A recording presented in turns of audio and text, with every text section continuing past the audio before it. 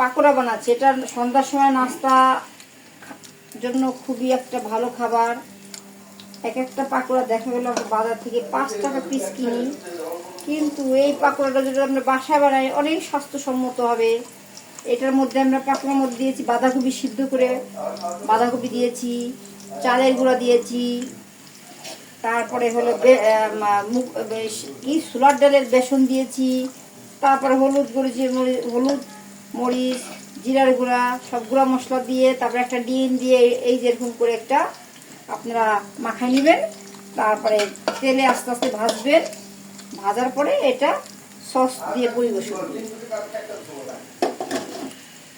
দেখবেন কি সুস্বাদু খাবার।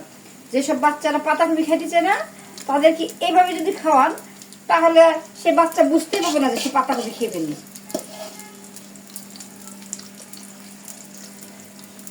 দেখুন কি সুন্দর পাতাকপি, অনেক সুন্দর।